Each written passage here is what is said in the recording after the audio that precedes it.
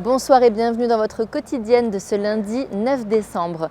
Il aura fallu une dizaine de jours pour mettre fin à une dictature familiale d'un demi-siècle. Bachar al-Assad, le tyran qui avait succédé à son père à la tête de la Syrie il y a 24 ans, a quitté précipitamment Damas, la capitale, pour se réfugier en Russie. Une déroute qui fait suite à l'offensive éclair des rebelles lancée depuis le nord du pays et qui a causé l'effondrement du régime.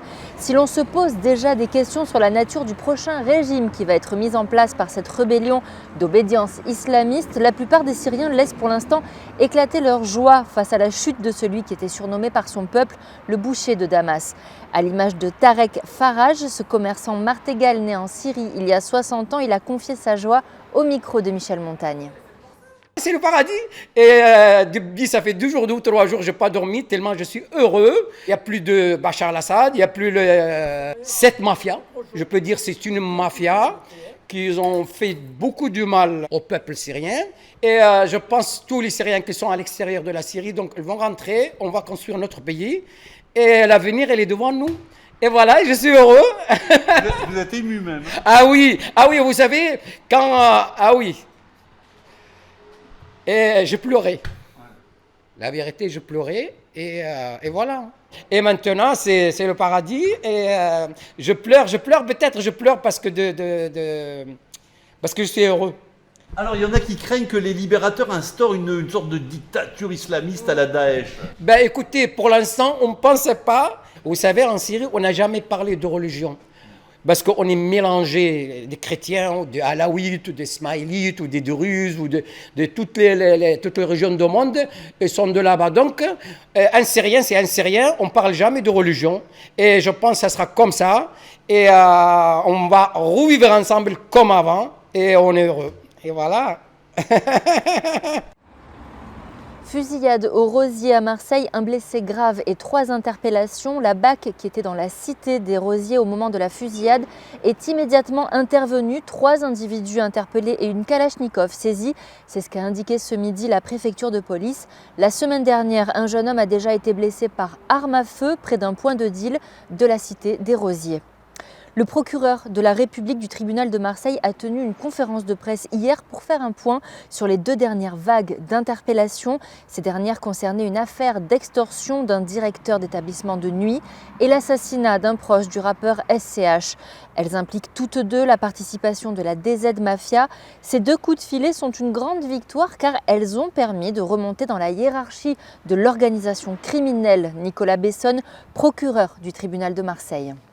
Nous arrivons au bilan suivant. 44 personnes mises en examen, 31 personnes placées en détention provisoire et 13 placées sous contrôle judiciaire. Il reste encore beaucoup à faire, mais si je vous ai réunis aujourd'hui, c'est 2 séquences qui sont très significatives par leur ampleur et, comme je le disais au début de mon intervention, par la capacité qu'ont eu les services enquêteurs de remonter jusqu'aux organisateurs de manière très précise. Nous avons eu une photographie et puis le nombre de personnes qui sont actuellement incarcérées depuis le 1er octobre dans le cadre de ces dossiers affaiblissent naturellement l'organisation.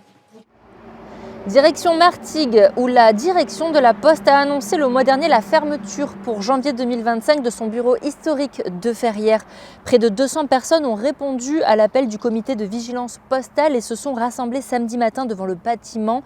Pétition à signer pour ceux qui ne l'avaient pas encore fait et des discours dont celui du maire de Martigues, Gaby Charroux, qui soutient le mouvement depuis le début. Reportage Michel Montagne. Facilement identifiable dans la foule grâce à son écharpe tricolore, le député LFI Manuel Bompard est venu spécialement de Marseille pour soutenir le mouvement.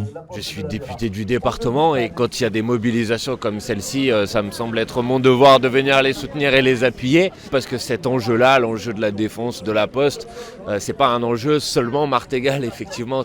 Moi-même à Marseille, je suis sollicité parce qu'il y a des fermetures de bureaux de poste, 2 bureaux de poste qui ont ou vont fermer dans les prochains jours à Marseille, avec toujours les mêmes mécanismes qui sont à l'œuvre, c'est-à-dire on rend plus compliqué l'usage des services publics et ensuite on dit il n'y a pas suffisamment de gens qui viennent, donc il faut fermer le bureau de poste.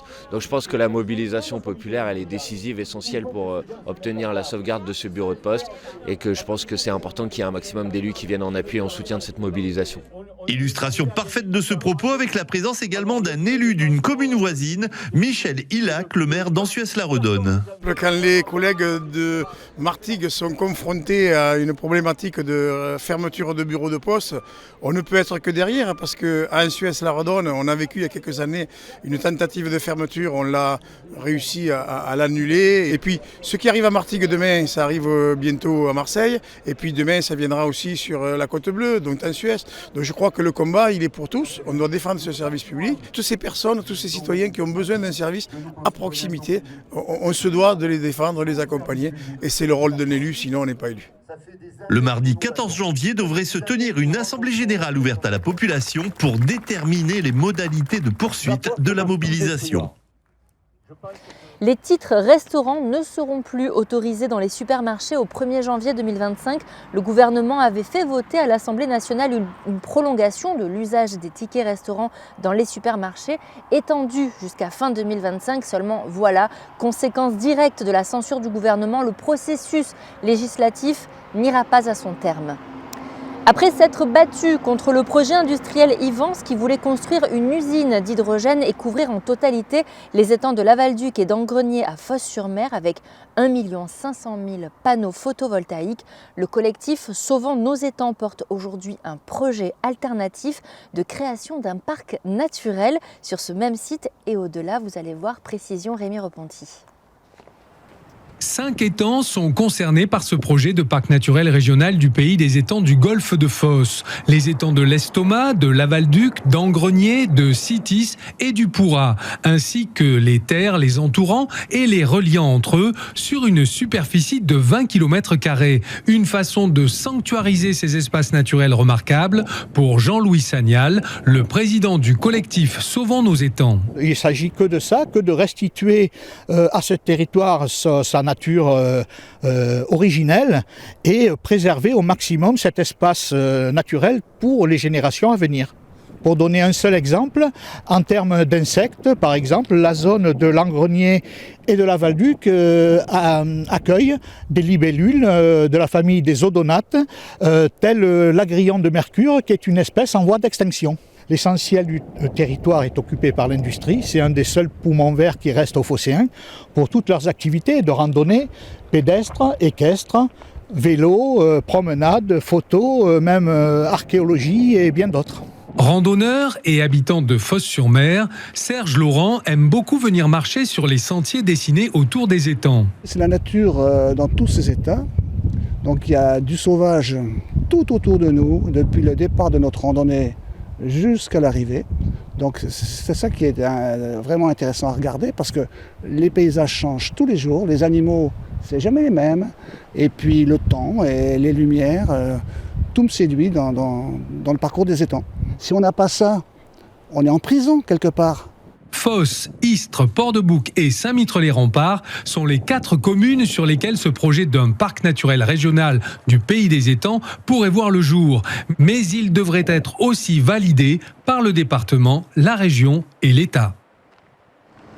On les surnommait les demoiselles de Ponto, construites au tout début des années 70. Ces 4 cheminées de 140 mètres de haut avaient fini par se faire une place à part dans le paysage de Martigues et plus précisément des Laurons. Elles auront totalement disparu d'ici le printemps 2025. Ces 4 cheminées construites il y a 50 ans n'étaient plus en service depuis 2008. Un chantier colossal à 4 millions d'euros pour EDF qui va continuer à exploiter le site. Après un week-end de trêve avec la réouverture de Notre-Dame de Paris, Emmanuel Macron a repris ses consultations à l'Élysée ce lundi en vue de la nomination d'un nouveau Premier ministre. 4 jours après la démission du Premier ministre Michel Barnier, le chef de l'État a reçu à l'Élysée aujourd'hui les communistes et les écologistes, tandis que les insoumis ont décliné l'invitation. Le président du groupe socialiste à l'Assemblée nationale, Boris Vallaud, a expliqué à nos confrères de France Inter avoir demandé au chef de l'État un Premier ministre qui soit un Premier ministre de gauche. Et vous, les Martégots, qui souhaitez-vous voir en Premier ministre? Michel Montagne vous a posé la question. Franchement, j'en ai aucune idée, mais alors aucune. Personne. Le prochain Premier ministre Aucune idée. C'est tellement difficile maintenant que... Je cherche les noms de ceux qui étaient plus ou moins en tête. Alors comment il s'appelle Allez, c'est vous le président, vous devez donner un nom. Oh, là, vous me mettez dans difficulté, là. Hein? Bayrou, François Bayrou. Bon, François Bayrou... Aucune idée. Je ne fais pas de politique, monsieur. Ça, c'est une réponse de politique. Ouais, moi, je verrais bien peut-être Cazeneuve. Franchement, je vois pas. Enfin, je mettrai 20 € sur l'OM, c'est le principal. Les premiers ministres au... Le futur Premier ministre, tout le monde l'attend. Ou là, hein. C'est compliqué, c'est trop compliqué. Je sais que le prochain Premier ministre va rester 2-3 mois, alors ça sert à rien de... Je mettrais celui qui a fait de la politique depuis 30 ans. Mais je n'ai pas son nom, un des 4 qui sont nommés là. Jean-François Hollande. Pourquoi? Comme ça. Sarkozy. Hein? On n'en parle pas trop ces temps-ci, lui. Non, justement. Puis on n'a plus du tout confiance dans tout ça, en fait. Je suis pas politique. Hein. Un nom? Même pas. Rachida Dati. Un nom que vous avez entendu, même pas? Ah, même pas. Rachida Dati. Le prochain Premier ministre, il faut que ça soit quelqu'un de l'opposition, voilà. Toujours pas d'idée? Non. Je vous le dirai pas, j'en ai un, mais je vous le dirai pas. Ah, si, j'insiste. Non, je vous le dirai pas. Non. Non. Non. Non. Et vous, monsieur, un nom? Mais mon garçon, tu crois encore au Père Noël? Non. Bon, c'est un petit peu indécis pour l'instant donc sur le marché de Jonquière à Martigues. De son côté, le chef de l'État Emmanuel Macron organise demain une nouvelle réunion de consultation en présence de l'ensemble des forces politiques à l'exception de la France Insoumise et du Rassemblement National. Demain, au centre commercial Leclerc à Istres, une journée de dépistage du diabète vous attend. Organisée par l'hôpital des Rayettes de Martigues, cette journée de prévention et de dépistage est l'occasion idéale de prendre quelques secondes pour votre santé. Le test est rapide, fiable et promis complètement indolore. Du sport à présent avec l'OM qui ne faiblit pas et enchaîne une 3e victoire consécutive en Ligue 1. C'est un succès à Saint-Etienne, 2-0 grâce à des buts signés Rabiot et Greenwood. Un bon match dans le jeu et dans l'esprit pour les Olympiens. Réaction à chaud au micro de Karim Attab en zone mixte hier soir. No, credo abbiamo fatto il primo tempo molto bene. Alors la première mi-temps, je pense qu'on a très bien joué. C'est dommage qu'on ait réussi à marquer un seul but. Je pense qu'on méritait plus. Potevamo spingere un po' di più, ma abbiamo giocato molto bene. C'est vrai qu'on aurait pu pousser un petit peu plus, mais vraiment tout était positif. Tout m'a plu ce soir, la réaction sur les ballons perdus, l'agressivité des joueurs, la patience aussi, la gestion du match. Voilà. Et... Il secondo tempo abbiamo controllato. Abbiamo forse avuto meno occasioni. Après la deuxième mi-temps, c'est vrai qu'on a un peu plus géré, mais voilà, même si de l'extérieur ça pouvait sembler plus facile, c'est pas un stade et ce n'est pas une équipe simple à affronter. C'est vrai qu'on se sent bien à l'extérieur, mais on préfère quand même jouer à domicile et avoir nos supporters. Et d'ailleurs, j'ai une pensée ce soir pour eux parce qu'ils n'ont pas pu faire le déplacement, donc je suis sûr qu'ils nous ont supportés à Marseille et qu'ils sont très contents, donc cette victoire elle est aussi pour eux. Mais on prépare les matchs de la même façon, mais c'est vrai qu'on voyage bien, donc c'est un super atout. Puis si on arrive à faire des bons matchs et gagner à domicile comme on l'a fait la semaine dernière, je pense qu'on va être une équipe dure à aller chercher cette saison, donc il faut qu'on continue comme ça, on est sur la bonne voie. L'OM est 2e au classement de Ligue 1 avant de recevoir Lille samedi au Vélodrome. Les Marseillais ont le meilleur ratio des 5 grands championnats européens devant le Bayern et Liverpool.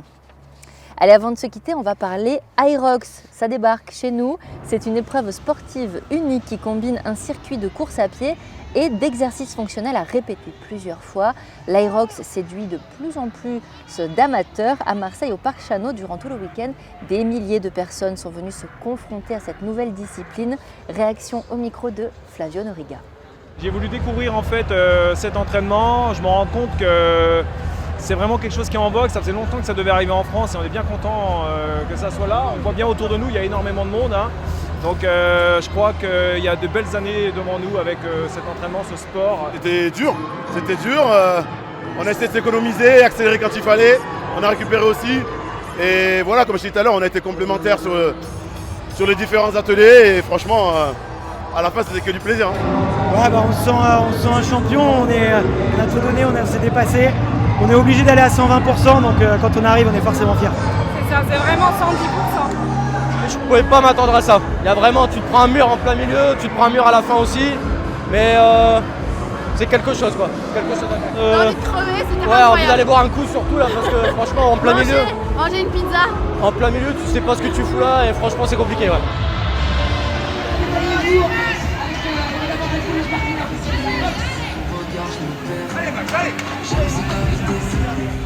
Et c'est la fin de ce journal. Merci de l'avoir suivi. Tout de suite, restez avec nous. La météo, excellente soirée et à demain.